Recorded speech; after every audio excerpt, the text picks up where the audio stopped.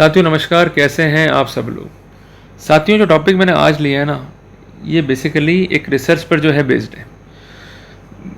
कुछ दिनों पहले जो है मैंने अपने ऑफिस में कुछ नए एम्प्लॉयज़ को अपॉइंट करने के लिए ऐड लगाया था। बात ज़रा समझना, मैं एक बना रहा हूँ बेस कि किस तरह से ये टॉपिक मेरी निगाह में है। तो यूजुअली क्या होता है, इंटरव्यू के अंदर आप कुछ क्वेश्चंस पूछते हैं, उसका एम्प्लॉय जो है आंसर देगा और हर एम्प्लॉय जो है पॉजिटिव आंसर ही देगा। आप पूछेंगे भाई आप काम करेंगे, हाँ जी करूँगा, बढ़िया करूँगा जी जान लगा दूंगा जी, मर मिट जाऊँगा पर काम बहुत अच्छा करूँगा। ठीक है भाई। तो मेरा कहना है कि वही कॉन्सेप्ट जो है फॉलो करती हैं आजकल विवाहित महिलाएं।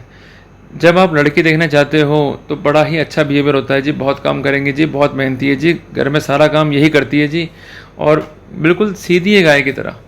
अब वो गाय जो है कितने सिंग मारेगी आपको, वो काम करेगी या नहीं करेगी, यह मालूम पड़ता है आपको शादी के बाद में। तब तक बहुत देर हो जाती है और अल्टीमेटली आपको परिणाम जो है भुगतने पड़ जाते हैं। तो जब भी हम कोई लड़की चूज़ कर रहे हैं शादी के लिए और इंटरव्यू जो है कॉन्डक्ट कर रहे हैं, क्लियर है, तो हमको कुछ क्वेश्चंस जो है पूछने होंगे और उसमें सबसे इम्पॉर्टेंट पार्ट ये है कि आफ्टर मैरिज उसके दायित्व क्या होंगे।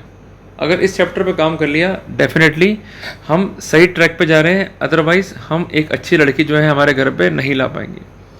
साथियों, आपने कई बार देखा होगा टीवी सीरियल्स के अंदर कि कोई भी योद्धा हुआ, उससे जो है प्रश्न पूछे गए, जब प्रश्नों का सही उत्तर दिया उसने तो ही वो आगे बढ़ पाया। क्लियर है। तो बेसिकली अगर वाइफ हमारी लाइफ में आ रही है तो वो एज अ वाइफ आ रही है या एज अ पनौती आ रही है, तो ये डिपेंड करेगा उसकी एनालॉजी के ऊपर, किस तरह का वो थॉट प्रोसेस रखती है, किस तरह के जो है वो उत्तर दे रही है। तो आज का टॉपिक जो है जिस कारण से काफ़ी इंपॉर्टेंट है, विवाहित महिला के दायित्व कर्तव्य, यही तो पूछना है आपको। तो मेरा कहना आपसे ये है कि आपने अगर जोर नहीं दिया कर्तव्यों पे, क्लियर है, और सीधा जो है लड़की घर में लिया है और बाद में मालूम चला कि उसको कुछ आता ही नहीं है, क्लियर है, कुछ भी नहीं आता है, तो फिर अल्टीमेटली आपका चुनाव जो है गलत हो गया। तो आपका चुनाव गलत ना हो इसलिए 8 बिंदुओं पे जो है हमको जोर देना है। साथियों, जब भी इंटरव्यू जो है कंडक्ट कर रहे हैं और खासकर क्वेश्चंस पूछ रहे हैं माता पिता लड़के के लड़की से, तो उनका पहला क्वेश्चन क्या होना चाहिए है कि आप इस परिवार में आएंगे, हमारा एक जॉइंट परिवार है, इसमें करीबन 10 से 20 लोग हैं, सबके बीच में प्रॉपर कोऑर्डिनेशन है, आप फैमिली में न्यू हैं, आप इस फैमिली में कैसे प्रेम को जो है मेंटेन कर पाएंगे। आप परिवार में जो है छोटे हैं, कोई व्यक्ति विशेष आपसे ऊंची आवाज़ में बात कर लेगा या कभी कभार आपका झगड़ा भी हो जाएगा, तो उसको आप कैसे जो है सॉल्व करेंगे। ये क्वेश्चन बहुत ज़रूरी इसलिए है क्योंकि अगर इस पर उत्तर नहीं है, उत्तर वो घुमा फिरा के दे रही है, इसका मतलब वो मैरिटल लाइफ के लिए मैच्योर ही नहीं है। क्लियर है बात ये बहुत ट्रिकी क्वेश्चन है। पर कैसे मेंटेन करेगी प्रेम वो? यूँ तो है नहीं कि वो आ गई और बस प्रेम हो गया सबसे, ऐसे थोड़ा ना होगा। प्रेम का जो बेसिस है वो है त्याग। अगर वो कहते कि साहब मैं त्याग कर सकती हूँ, तो फिर कुछ बात बनेगी रिश्ते की तरफ। उसको क्या त्यागना पड़ेगा? अपना ईगो, अपना पास्ट, और अल्टीमेटली उसको एक नए जीवन की बुनियाद जो है रखनी पड़ेगी। और वो बुनियाद का बेस क्या है? वो है ट्रस्ट। जब तक ट्रस्ट जो है डेवलप नहीं होगा तब तक प्रेम भी जो है डेवलप नहीं होगा, जब तक प्रेम डेवलप नहीं होगा तब तक सम्मान नहीं होगा। साथियों, अगर मैं किससे कहूँ कि मेरे पैर छुए, अगला पैर छुएगा नहीं।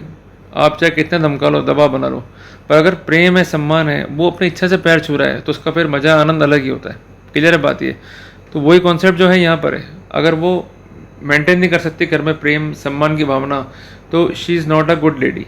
आफ्टर मैरिज वो आपको तंग कर देगी। और ये सेगमेंट जो है बहुत ज़रूरी है, इस पर जो है जांच होना बहुत ज़रूरी है कि how she will maintain the balance in both the families. Clear है बात ये? इसलिए एक एक विचार, एक एक कहा गया शब्द, उसको पकड़ो, बहुत इंपॉर्टेंट चीज़ है। कई बार उसके प्रश्नों के उत्तर में भी अगला प्रश्न जो है छुपा होता है, और जिससे हम उसका जो थॉट प्रोसेस है उसमें मोर क्लेरिफिकेशन जो है ले सकते हैं। इसमें कोई नीड टू वरी नहीं है, जनरल क्वेश्चन है, ये पूछने चाहिए। दूसरा है धार्मिक भावना। भाई कई बार कहते हैं भाई लड़की हमारी बहुत धार्मिक है जी, दिन भर पूजा पाठ करती रहती है और इसने बहुत जो है धर्म ग्रंथ पढ़ रखे हैं। तो उसने क्या क्या ग्रंथ पढ़ रखे हैं ये आप होमवर्क एडवांस में कर लो, और जो इस सब्जेक्ट का जानकार है उसको साथ में लेके जाओ। वो क्वेश्चन पूछेगा, उसको देने पड़ेंगे उत्तर। अगर उत्तर जो है प्लॉजिबल नहीं है, उत्तर जो है वो सही नहीं दे रही है, उत्तर अप टू द मार्क नहीं है, इवन जनरल प्रूडेंस भी नहीं है उत्तर देने की, तो ये एक फैटल पैरामीटर है जिस पर हमको जो है वर्कआउट करना पड़ेगा। उसको अगर धर्मशास्त्र के बारे में जानकारी नहीं है तो वो क्या ज्ञान देगी अपने बच्चों को? क्लियर है बात ये। तो अगर वो महिला धार्मिक नहीं है, धार्मिक स्थानों पे बिलीव नहीं करती है, विजिट नहीं करती है, और अल्टीमेटली वो बिलीव ये करती है कि गॉड जो है सब जगह है, इसलिए कोई ज़रूरत नहीं है मंदिर जाने की, कोई ज़रूरत नहीं है पूजा पाठ करने की, तो ये लड़की जो है बाद में आपके लिए बन जाएगी दुखदाई। तो इसलिए धार्मिक पर्सपेक्टिव में जो है आपको साथ साथ चेक कर लेना है। साथियों, तीसरा क्वेश्चन जो है वो होना चाहिए कि सास ससुर की सेवा को लेकर के उसका व्यू क्या है। भाई वो कहते हैं कि साहब मैं तो पैर दबा दूंगी, ये सेवा थोड़ी ना हुई। भाई बेसिकली सबसे पहली सेवा क्या है कि प्रेम और सम्मान की भावना परिवार में। भाई उनके लिए सबसे बड़ी सेवा क्या है कि उनका बेटा जो है सुरक्षित रहे। आज के टाइम पे हम क्या देख रहे हैं कि बेटे जो है मर रहे हैं, कोई मर गए सुसाइड से, कोई जो है इन्होंने काट दिया और डब्बों में जो है भर दिया, जिस कारण बहुत डर है आज के समय में पुरुष प्रजाति के अंदर। मतलब घर में नीला ड्रम सीमेंट तो रखते ही नहीं है, बहुत डर लगता है इसको देखते ही। क्लियर है बात ही।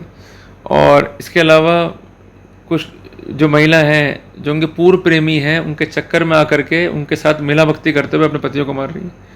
तो अगर उनको रियल सेवा करनी है तो उनको ये बताना पड़ेगा कि किस तरह से जो टेंस बिहेवियर है उसको वो रूल आउट कर सकती है। क्लियर है। अब घर में जो बेसिक काम है, जो बेसिक जो है घर को संभालना है, जो ऑपरेशनल वर्क है, वो कैसे करेगी? तभी तो सेवा होगी।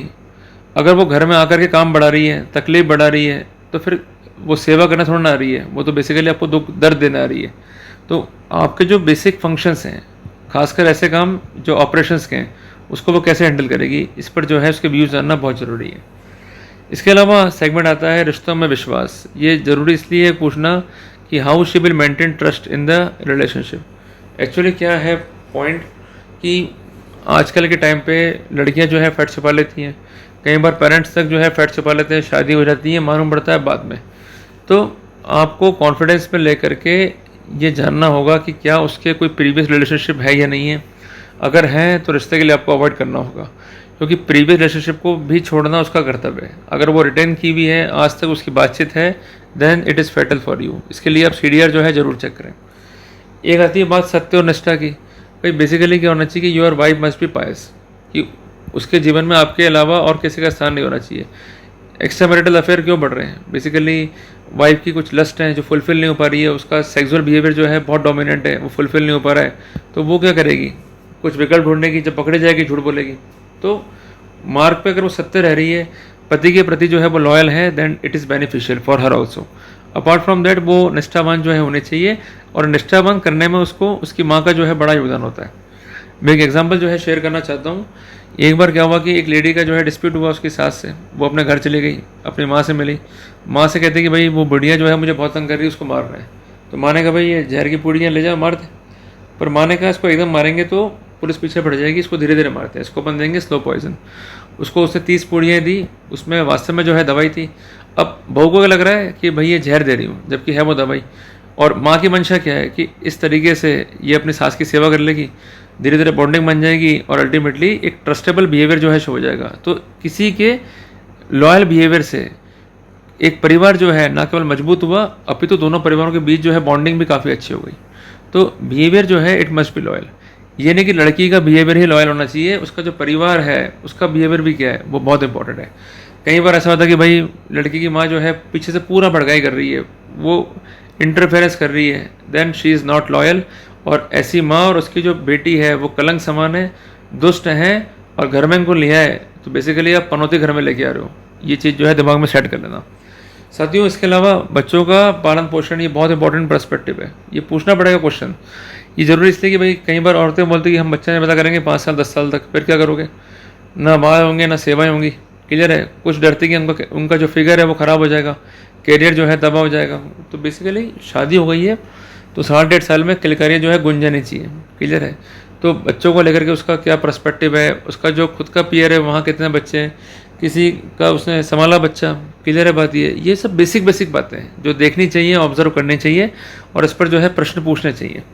इसके अलावा बच्चों का डेवलपमेंट कैसे करोगे, ओवरऑल ग्रोथ कैसे करोगे, अगर पति नहीं रहा किसी कारण से तो किस तरीके से बच्चों को पालोगे, ये सब बातें पूछनी चाहिए। आपकी सोशल सिक्योरिटीज़ क्या हैं आपके अपने लेवल के ऊपर, आपके फादर आपके लिए बेस्ट क्या कर रहे हैं, ये सब पूछना चाहिए।